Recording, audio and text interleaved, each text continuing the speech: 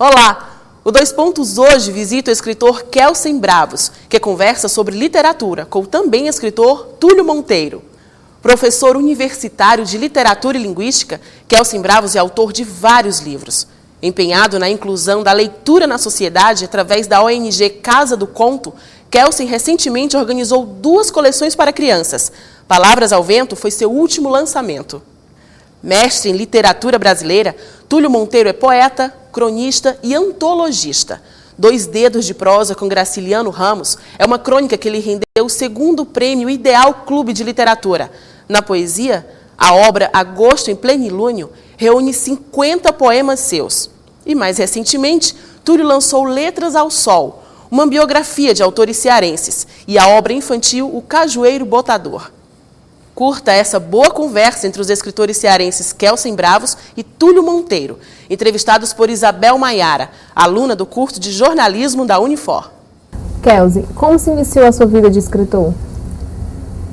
Bom, a minha vida de escritor, ela teve algumas fases, né? A primeira coisa que eu me tornei foi um leitor, né? Sempre a leitura predominou na minha vida durante muito tempo, graças a um sonho do meu pai, né, que ele sempre quis dividir muito a literatura com todos os filhos e com toda a família, por sinal. E ele montou uma estante, uma biblioteca, né, em casa, fantástica. Então ele sempre tinha um cuidado de dividir aqueles livros nas prateleiras mais baixas, né, que ficavam ao nosso alcance, pequenininho ainda, e ia galgando pelo grau de dificuldade de leitura dos livros, né, até as prateleiras mais altas. Era uma biblioteca, uma estante enorme, feita de madeira de lei, e que tinha prateleira bem forte, dava para a gente subir. E lá em cima diz o seguinte: esses livros aqui são proibidos, mas aí fala proibição para criança, né? Quando tinha uma chancezinha, dava aquela subida, ia, né, galgando, pegando esses livros misteriosos, só tinha letra, os volumes, né, grossos e tudo, e muita letra, mas aí eu fui mergulhando nesse mar de leitura e fui me acostumando e tudo, até que eu comecei a escrever também. Aí eu me lembro que teve um livro que foi fundamental, assim, eu era muito criança, que foi o livro do Cruz Filho, Toda Musa. Cruz Filho, um poeta cearense, e eu lia, né, esse livro muitas vezes e acabava imitando também os versos dele. E teve uma passagem na escola que a professora pediu lá uma redação sobre as mães, se eu não me engano, e eu peguei e fiz a redação. Quando foi no outro dia, eu entreguei a redação em forma de verso, tal como vira lá no livro do Cruz Filho. A professora pegou o texto assim, olhou, franziu a testa, chamou a professora da sala vizinha, que olhou também, franziu a testa, vieram as 2 para cima de mim e disseram assim: foi você que escreveu isso? Aí eu olhei assim e disse: não, foi a mamãe. E depois me senti absolutamente culpado por 2 coisas. Primeiro, porque eu não assumi o crime, ainda incriminei a minha mãe, né? E fiquei com trauma, disse: nunca mais eu escrevo nada. Depois, só na adolescência, com os colegas, foi que eu comecei a mostrar de novo as minhas produções e tudo. E na faculdade eu também cheguei e tive acesso a essa leitura, né, a uma produção de escrita mais atuante. Foi quando eu conheci bons amigos, né, tal como Lira Neto e Vecilo Monte, em que nós fazemos rodas de leitura crítica, né, e conhecemos também toda uma geração que agora está aí, né, de autores cearenses, e tivemos a oportunidade de nos ler e publicar, até que viramos editores e publicamos muitos dos nossos colegas. A literatura entrou na minha vida mais ou menos por esse caminho. Toque teleco-teco. As rápidas mãos de minha avó Luizinha ritmavam os bilros na almofada. O toque teleco-teco das batidas dos bilros não paravam sequer quando, com uma das mãos, ela retirava o espinho de mandacaru de um lugar e o enfiava em outro ponto da almofada. A renda que minha avó tecia era de música. As rendas de minha avó tinham a magia e a velocidade com que os doceiros, com sua máquina, faziam o algodão doce. As mãos de minha avó tramavam belas imagens na almofada. As rendas de minha avó foram as primeiras poesias da minha vida.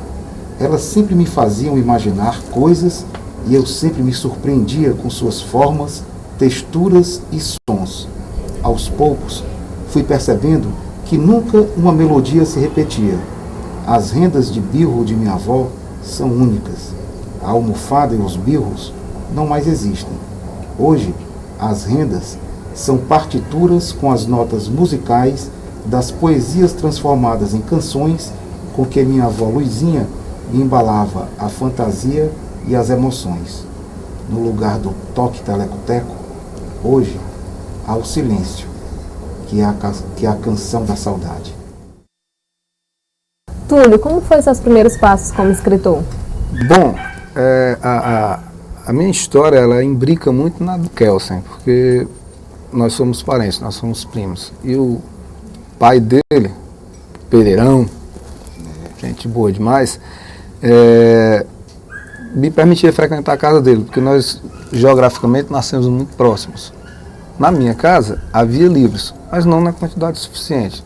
Eu realmente vim a ter contato com a literatura mais profundamente nessa famosa estante que o Kelsen falou. Também atraído, porque eu ia para a casa dele para brincar, mais ou menos a mesma idade, eu filho único. Chegava lá, a gente fazia as brincadeiras normais, mas em contrapartida eu estava sempre vendo, via o Kelsen ler, via o Ricardo, nosso primo, ler, via o Kelson, que é irmão dele, ler, o pai dele ler, e fui começando a ver aquilo com outros olhos. E aí quem foi que me puxou para dentro da literatura? Júlio Verne. Porque o seu Francisco Pereira da Silva tinha uma edição, tem ainda, né? E eu sei que eu não vou poder dar, porque o cara aqui é quem vai levar. Clássica de todo o Júlio Verne. Então li tudo do Júlio Verne ali naquela faixa de 10, 12 anos. Foi quando a literatura realmente entrou. E a partir daí vieram aquelas coisas comuns aos meninos na minha época, que eram os gibis, que eram outros livros no próprio colégio que passavam, os paradidáticos, aquela coisa toda. Então eu fui sentindo que pertencia a um mundo diferente. Então tem essa coisa muito relacionada com o Kelsen. O Kelsen é, de certa forma, um agente inspirador nesse sentido. E aí veio depois a questão da universidade. A gente foi papo. Eu fazia nessa época geologia na Unifor, não dava para coisa, não sabia, eu sabia que não era aquilo, eu resolvi cursar para letras, passei em letras, cheguei lá, vi um monte de gente do meu planeta. A tua pedra do caminho tinha que ser outra, né? Tinha que ser outra. Tinha que ser do Drummond. Tinha que ser outra. Aí era outra pedra. Aí eu encontrei outros seres, bem parecidos comigo. Poxa vida, não sou só eu, tem outras pessoas que gostam disso. Aí conheci também Lira Neto. Isso anos 80, né? Isso anos 80, uma geração que estava surgindo. Lira Neto, Versilo Monte, Chico Miranda, não pode deixar de se falar, porque para mim também foi um cara que ajudou bastante nesse sentido. Né? Conheci Gidemar Pontes, Sim. Rinaldo Fernandes, são todos nomes interessantes, que foram, a gente foi juntando ali e a coisa foi fluindo, você vai fazendo novas leituras, você vai se abalizando teoricamente também. Então você vem para a universidade, quando você chega lá, você começa a ter o embasamento teórico, você começa a descobrir que a leitura não é só aquilo, você tem outros vieses para você percorrer. Aí você se torna mais crítico no sentido da leitura que você vai fazer e também crítico da leitura que tu vais produzir. Porque aí foi quando eu me descobri também escritor, né? Eu não acreditava muito no que eu escrevia, mas quando comecei a mostrar para os colegas de faculdade, aquela coisa toda, pô, é legal, é bacana, vamos tentar. Aí veio o ano de 1999, que foi um ano marcante na minha vida, que foi quando eu ganhei o Prêmio Ideal Clube de Literatura. Ali foi que eu descobri que o que eu produzia tinha valor. E aí eu passei a acreditar mais em mim. Porque o escritor, ele é assim, ele, por mais que os outros laureiem, digam, não, está muito bom, está muito bom, está muito bom, se você for um crítico de si mesmo, você vai estar sempre achando que o que você está escrevendo não é legal. Mas ali eu recebi uma assinatura, um cheque em branco para dizer, continue produzindo. E foi de 99 para cá que a coisa realmente E esse prêmio entrou. foi com que obra? A partir de que obra? Foi a partir nessa época eu estava fazendo mestrado lá no curso de letras e a proposta do final de uma das cadeiras era criar um texto. E eu estava relendo Vidas Secas nessa época e disse, vou fazer o seguinte, vou fazer um novo final para o Vidas Secas do Graciliano. Vou tentar adaptar a linguagem do Graciliano, a linguagem do Graciliano, e vou refazer o final. Onde o casal está indo embora com os filhos, não se sabe para onde. Dali eu recriei, fiz um novo final, transformei isso num conto, que o Vidas Secas são contos bem espaçados, são 12 contos bem separados, tanto é que eles foram publicados em forma de folhetim, e eu fiz isso. Aí surgiu o Prêmio Del Clube nessa época, estava aparecendo, Com os dois dedos de prosa com Graciliano Ramos, que depois virou livro, que hoje é o meu primeiro livro de conto dos 6 que a gente já tem publicado. E aí me inscrevi no concurso porque achei que dava. Vou ver o que dava o texto. E deu. Nessa época tinha um sujeito lá também chamado Felipe Barroso, que estava com a gente lá. Também ficou entre os 10 colocados, se eu salvo engano, foi quinto ou foi quarto. E foi lá que eu conheci o Felipe. E vim ver o Felipe já muitos anos depois, aí, já passados. Então foi a partir dali que eu acho que... O Felipe Barroso é o contista. O contista, né? O contista, no caso aí. O Felipe Barroso faz o que hoje? Rapaz, ele é professor, né, lá da comunicação social. O cara teve aí pela Inglaterra um tempão. É o diretor do programa 2 Pontos. Programa 2 Pontos aí. Kelsey, quais as suas influências literárias? As minhas influências literárias, elas são bem diversas, né? Porque lá nessa biblioteca, nessa estante, né, que tomava conta da sala inteira, lá de casa, a vizinhança todinha, ela chegava, tinha essa, por referência de pesquisa. E a pessoa que organizava, que acabou organizando toda essa estante, tudo fui eu. Então as pessoas chegavam para fazer trabalho de geografia, de sociologia, de literatura e de filosofia. E eu tinha todos esses livros ali listados direitinho e acabava lendo, até para discutir com as pessoas, conversar.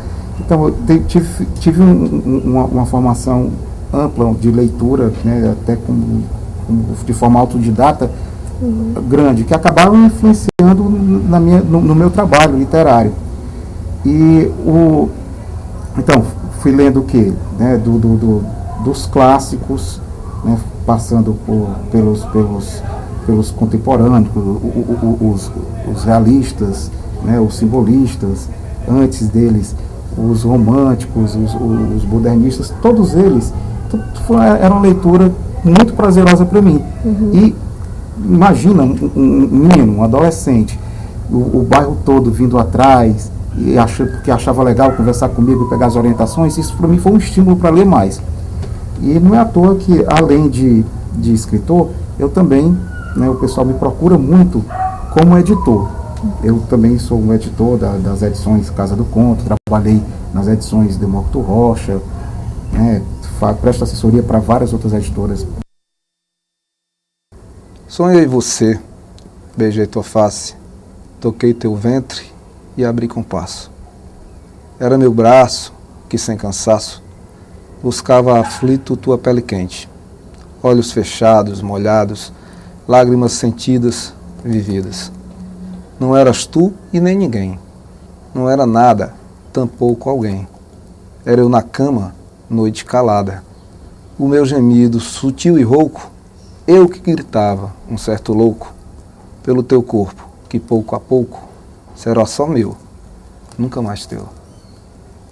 Continue ligado no 2 Pontos, que volta já já com bate-papo entre os escritores Kelsey Bravos e Túlio Monteiro.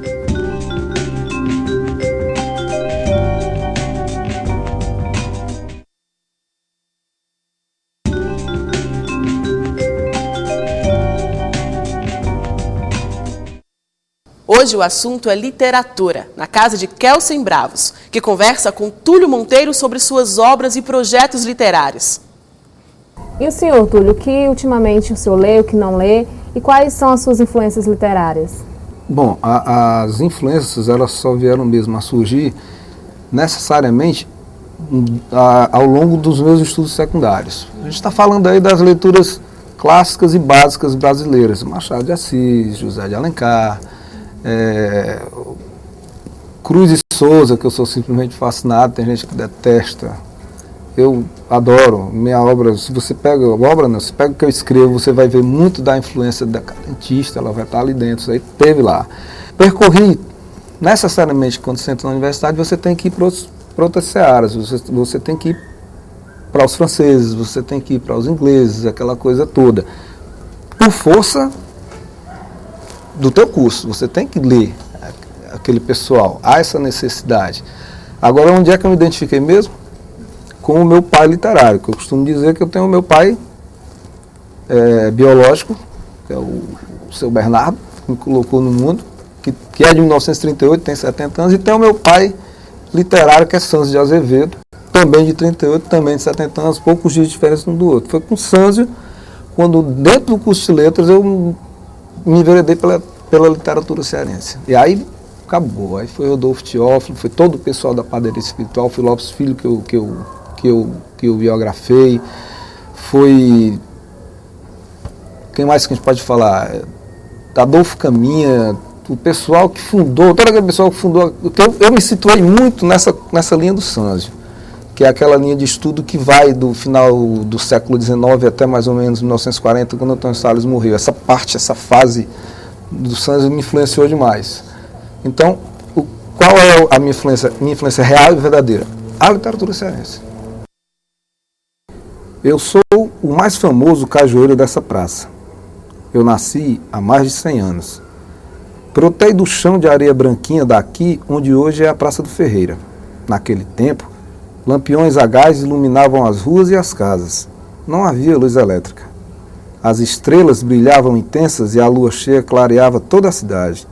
De dia, as casas coloridas embelezavam a praça. E esse macio vento da praia já deixava a Fortaleza bem refrescante e gostosa de morar. As pessoas eram felizes e me chamavam de Cajueiro Botador. Ganhei esse nome porque sempre botei cajus bem vermelhinhos. Qualquer um podia pegar um fruto e matar a sede e a fome, fosse de dia ou de noite. Mas também me chamavam de Cajueiro da Mentira, por causa do campeonato de quem inventava a melhor e mais engraçada lorota. Falando aqui desse, está mais produzindo do que lendo, né? Isso. Não é isso? Como é que é o teu processo, né, de feitura, de produção, do teu processo criativo? Para escrever do jeito que eu escrevo, eu primeiro pesquiso. Eu vou a fundo, vou buscar especificamente o que eu estou fazendo hoje, literatura cearense. Então eu tenho que ir procurar sebos, procurar amigos, pedir livros emprestados que às vezes nunca voltam, aquela coisa toda, para produzir. Depois eu preciso necessariamente sentar no computador. A Raquel de Queiroz, uma vez, isso em 1996, na universidade dando a palestra, ela disse para a gente lá no auditório Zé Albano: eu não gosto de computadores porque esses bichos perdem coisas. Todo mundo riu, estava iniciando a informática, mas eu hoje não consigo escrever mais se não for na frente de um computador. Tem gente que só consegue a mão. Agora, para mim, tanto faz.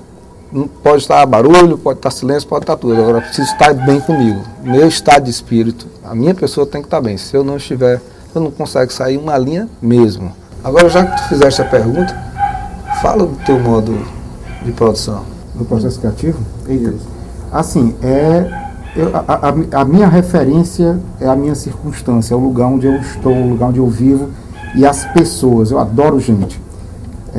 A opção para escrever para criança, eu não escrevo só para criança. Eu tenho publicado mais para criança porque é um público que conseguiu me encantar, né? Me ganhou. Minha criança é muito sincera. E é muito mais difícil escrever para criança. E eu gosto desse desafio todo. Então, eu olho para minha gente, para o meu povo. Né? Os meus textos, eles referem as coisas do Ceará, as pessoas. É o baião de dois, é o baião, a música, é a mulher rendeira, é a renda, é o chegadinho, né? Aquele docezinho que é só nosso, é a rede branca cearense, É o mar, é o vento Aracati que conta essas histórias todas, esse vento que está nos visitando o tempo todo aqui. E a gente cearense, o nosso jeito de falar, o nosso jeito de olhar, as nossas circunstâncias, os nossos medos e toda a beleza e o esplendor da cultura cearense. Kelsey, fale um pouco do seu projeto desenvolvido lá na Casa do Conto, como surgiu? Tá certo. O projeto Casa do Conto, que foi um projeto que acabou virando organização não governamental. O idealizador desse projeto chama-se Almir Mota, que é um escritor de livros para criança e um contador de história tremendo, que teve um sonho que conseguiu compartilhar com várias pessoas. Então nós juntamos cerca de 15 pessoas, entre escritores, contadores de histórias, artistas plásticos, músicos, historiadores, e criamos essa ONG, que tem o carro-chefe, o projeto Casa do Conto, que é um projeto de incentivo à leitura. A gente entende a leitura como forma de inclusão social. O que é que a gente faz, basicamente? Uma sessão de 2 horas com contação de histórias, rodas de leitura, oficinas de leitura e produção de texto e leitura livre para a criançada. Esse projeto começou junto à Biblioteca Pública Governador Menezes Pimentel e, assim, foi tão bem aceito que a notícia correu feito fogo em rastilho de pólvora, que as escolas todas que ouviram falar desse projeto ligavam direto para o setor infantil da biblioteca. E quando chegava assim, em novembro, em julho, né, antes de julho para as férias, o pessoal queria marcar para o segundo semestre, só tinha vaga para depois de novembro. E esse projeto cresceu tanto que a gente disseminou para os núcleos dos bairros que tinham mais dificuldade para as coisas da cultura, né, sobretudo a literatura. Então, hoje nós estamos em 12 núcleos, 6 em bairros de Fortaleza e em 6 cidades do interior. Mais 7, que é Caucaia.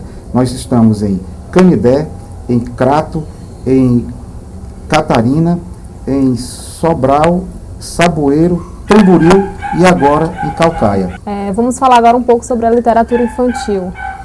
Senhor Túlio, Cajueiro Botador foi um dos seus últimos trabalhos, né? Os projetos que ainda está para ser lançado. Fala-nos um pouco sobre esse projeto. Bom, o projeto é da Casa do Conto.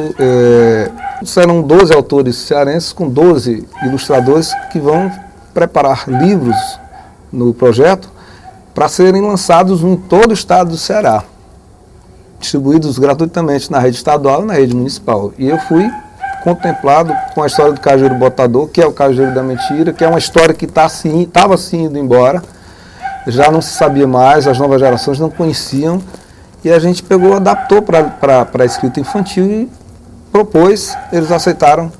E é uma história, assim, sinceramente, muito bonita de ser ouvida, porque os personagens que estão lá são principais, são verdadeiros. Se fala de uma Ceará, de uma Fortaleza de 80 anos atrás, uma cidade ainda provinciana, mas muito interessante e gostosa de se ler, como todas as outras histórias, né? Toda região tem ao menos uma receita de comida típica. A feijoada lembra o Rio de Janeiro. O acarajé nos remete à Bahia. A carne do sol com girimum faz a gente lembrar do Rio Grande do Norte. No Ceará, além da tapioca, da rapadura, do caranguejo, da peixada, nós temos o baião de dois. A maioria desses pratos surgiu quando a fome era muita e a comida pouca. Quando foi necessário economizar comida e fazer o pouco render para muitos, surgiu o baião de dois. A receita é simples: um pouco de arroz misturado com um pouco de feijão e queijo de coalho. Tudo cozido numa panela só, temperado com sal, cebola roxa e manteiga da terra. Arroz e feijão ficam ligadinhos e as pessoas que dividem um prato também. Mais do que uma comida, o baião de dois é um símbolo de união e resistência não só do cearense, mas de todo o povo nordestino. Os que estão longe matam a saudade do Nordeste comendo um bom baião de dois, com carne do sol e girimum, e rapadura de sobremesa. É uma comida que alimenta o corpo, o espírito e fortalece a cultura dentro do coração da gente. A conversa entre os escritores Túlio Monteiro e Kelsey Bravos fica por aqui. Envie seus comentários e sugestões para o endereço eletrônico @unifor.br. Obrigada pela sua companhia e até mais.